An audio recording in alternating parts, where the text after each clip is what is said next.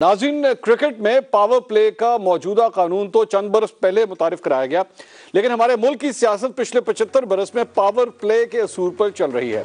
Cricket के power play में एक टीम की फील्डिंग महदूद कर दी जाती है। यूं बैट्समैन को खुलकर खेलने का मौका मिल जाता है कि वो जहां चाहे चौके छक्के मारे। अब ये बैट्समैन की महारत है कि वो इस मौके का इस्तेमाल कैसे करता है। पाकिस्तान की सियासत को देखें तो इसका पांसा भी इसी तरह पलटता है जिस तरह क्रिकेट मैच का पांसा पलटता है। कभी एक के हाथ में पावर प्ले आता है तो कभी दूसरे के हाथ में।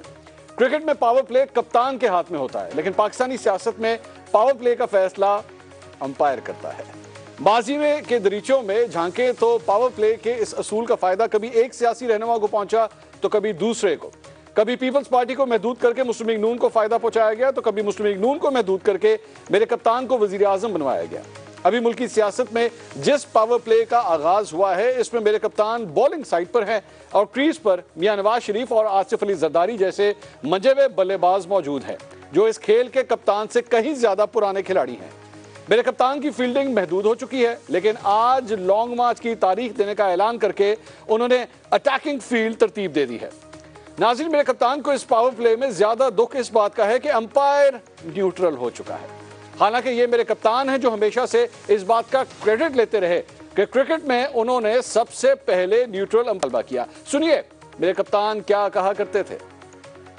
जब मैं क्रिकेट खेलता था तो मेरे दौर में अपने अपने अंपायर होते थे। 150 साल तारीख में वो पहला कप्तान था जिसने कहा अपने अंपायर नहीं होने चाहिए, दूसरे मुल्क से अंपायर मंगवाओ ताकि वो न्यूट्रल हो।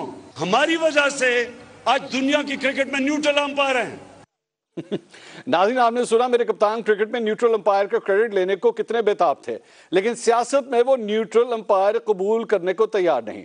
गुज़िश्ता 6 माह से वो मुसलसल अंपायर के न्यूट्रल होने पर तनकीद किए जा रहे हैं। अल्लाह ने हमें इजाजत ही नहीं दी कि हम न्यूट्रल हो जाएं। जानवर न्यूट्रल होता है, जानवर में अच्छे बुरे की तमीज नहीं होती, इंसान अच्छाई के साथ खड़ा होता है।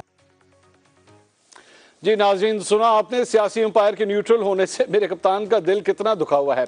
बज़ाहिर वो दुखी लगते हैं, लेकिन दिल में उन्हें इस पावर प्ले में अपनी पोजीशन का मुकम्मल एहसास है।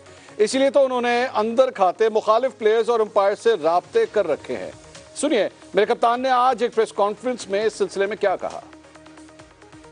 मुज़ाकरात खैर बैकडोर चैनल से तो बातचीत हमेशा होती रहती है, पॉलिटिकल पार्टीज हमेशा बातचीत करती है, लेकिन मुझे कोई नहीं नजर आ रहा कि इसका कोई नतीजा निकलेगा। नाज़रीन, आपने सुनी मेरे कप्तान की गुफ्तगू। हालांकि वो और उनके खिलाड़ी इससे पहले बारहा कह चुके थे कि फौरी इलेक्शन के अलावा किसी सूरत बातचीत नहीं करेंगे, लेकिन मेरे कप्तान की यही तो खूबी है कि वो यू टर्न को कामयाबी का जीना समझते हैं। गालबन इन्हीं राब्तों का असर है कि तवील इंतजार के बाद आज मेरे कप्तान ने जुमेरात या जुम्मे को लॉन्ग मार्च की तारीख देने का ऐलान कर दिया है। हमें पूरा पता है तैयारी हमारी क्या है, वो मैं पूरा आपको नहीं भी बताऊंगा क्या क्या करना है। इंशाल्लाह जब मैं अनाउंस करूंगा ना डेट उसकी लॉन्च मार्च की, ये मैं या जुमेरात या जुमे को करूंगा इसकी डेट। नाज़रीन, मेरे कप्तान के इस ऐलान से जहां मुल्की सियासत में नई हलचल मुतवक्के है, वहीं अवाम के ज़हनों में कुछ सवाल पैदा होते हैं। सवाल नंबर 1, लॉन्ग मार्च की तारीख 6 या 7 रोज बाद अनाउंस की जाएगी। क्या मेरे कप्तान लॉन्ग मार्च की तारीख के ऐलान के लिए तोशाखाना रेफरेंस के फैसले का इंतजार कर रहे थे? सवाल नंबर 2, इलेक्शन कमीशन के फैसले के खिलाफ इस्लामाबाद हाई कोर्ट में दायर की गई अपील की समाअत सोमवार को है। क्या मेरे कप्तान लॉन्ग मार्च से पहले इस केस के रुख का अंदाजा करना चाह रहे हैं? सवाल नंबर 3, क्या लॉन्ग मार्च का ऐलान इस बात का इशारा है कि मेरे कप्तान के मुखालिफ खिलाड़ियों और अंपायर से बैकडोर मुज़ाकरात नाकाम हो गए हैं? सवाल नंबर 4, क्या इलेक्शन कमीशन की तरफ से नाअहली का यह फैसला मेरे कप्तान को अमली सियासत से आउट कर सकता है? सवाल नंबर 5, कल इलेक्शन कमीशन के फैसले के खिलाफ मुल्क भर में मुजाहरे हुए, लेकिन खिलाफ तवक्को मुजाहिरीन की तादाद माजी की निस्बत काफी कम थी। क्या नाअहली के फैसले से मेरे कप्तान की अवामी मकबूलियत और हिमायत में कमी आई है? सवाल नंबर 6, क्या इलेक्शन कमीशन के कहने के मुताबिक मेरे कप्तान के खिलाफ फौजदारी मुकदमा बनाकर उन्हें गिरफ्तार किया जाएगा? सवाल नंबर 7, अगर हुकूमत मेरे कप्तान को गिरफ्तार कर लेती है तो तहरीक इंसाफ के एहतजाजी मुजाहिरीन की रहनुमाई आखिर कौन करेगा? सवाल नंबर 8, मियां नवाज शरीफ तो पहले ही नाअहल हैं, मेरे कप्तान की नाअहली के बाद क्या अब लेवल प्लेइंग फील्ड तैयार हो चुका है? सवाल नंबर 9, कल फवाद चौधरी ने कहा था कि इनकलाब लाने के लिए ऐवानों को उल्टा देंगे। फवाद चौधरी के इस बयान को सिर्फ सियासी बयान समझा जाए या ये बयान तहरीक इंसाफ की पॉलिसी का आकाश है? सवाल नंबर 10, इलेक्शन कमीशन के फैसले से मेरे कप्तान की बार्गेनिंग पोजीशन कितनी कमजोर हुई है? सवाल नंबर 11, क्या लॉन्ग मार्च का ऐलान मेरे कप्तान की तरफ से अपनी बार्गेनिंग पोजीशन को मजबूत करने की एक कोशिश है?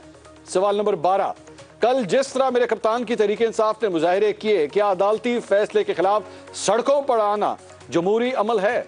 सवाल नंबर 13, आज जिस तरह मेरे कप्तान ने इशारा दिया कि लॉन्ग मार्च की मनसूबाबंदी खुफिया है और सैफुल्लाह नियाजी समेत उनके मुंतजमीन अंडरग्राउंड हैं, क्या मेरे कप्तान की पटारी से कोई नया सांप बरामद होने जा रहा है?